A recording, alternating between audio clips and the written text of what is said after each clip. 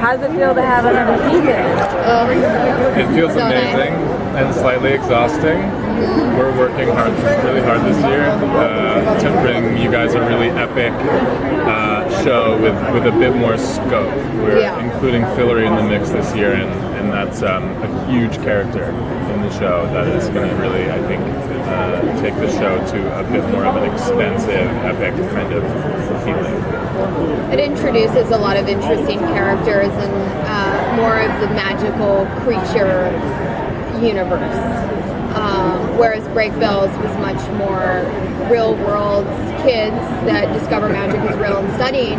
Fillory is this enchanting place that has its own mind and, you know, sort of takes its own shape and is mercurial and constantly surprising you. And we're kind of thrust into this adulthood that we're not really ready for. Much like life. And we're feeling our way through it. She's handling it pretty well, though, I think. I love how cool customer Margo was in first season, and when she goes to Fillory, and can we talk about that? I mean, no, yes. Let's talk about it. I mean, you can talk about. I think you can talk about that a little bit. In broad themes, she plays a role in Fillory, and she's the high fucking queen. So I love how she doesn't, you know, second guess that position and second guess herself. She just makes those decisions. She follows through them while remaining a cool customer, which is what I love about Margo. She's incredible this season. Everyone better watch out. No, seriously. You get to see Margo a lot more this season, and that's a great thing for the show in general. And I'm super thrilled about it. Thank you, Boo Boo. We're all in for a treat. It's all in Boo Boo the road. Sorry. Oh, I'm sorry. So you're a king now. Yeah. And how is that going? Well, I'm not, but Eliot is. Eliot is a king. So how is that going to affect your already strained relationship with Margo and also your character? Right. Well, I suppose Margo and Eliot have slightly different philosophies of rulership.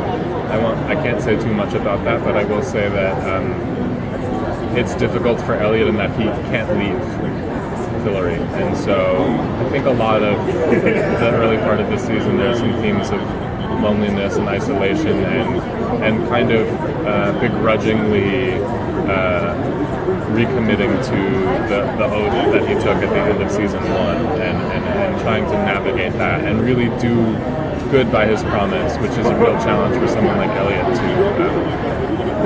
come clean, you know, in all ways, and a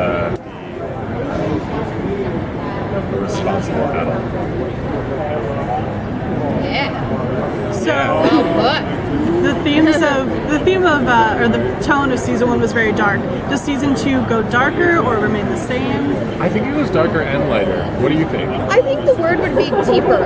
It's just there's more time to explore more of what was so great about all the characters and, you know, sets and locations that we saw in season 1. You know, we just have more room to expand on everybody because we're not worried about introducing everyone and defining everyone. That's sort of hopefully been done. And so yeah, I mean, the overall tone is still there, and I've talked about that a lot today, where it really is negotiating the comedy and the drama all at the same time, and that's a real through line through the entire season, I would say. And there's a lot of comedy, and we're given specifically a lot of comedy, but we try to ground it a lot, and the writers really, I think, you know, expect that intense combination of like the intense drama and the kind of the fun kind of quirky comedic elements that our characters also play into in some of it's fun to be able to balance those two things. Sorry. Obviously, the show differs in some ways, and I was wondering if to play a role in your inspirations for your characters?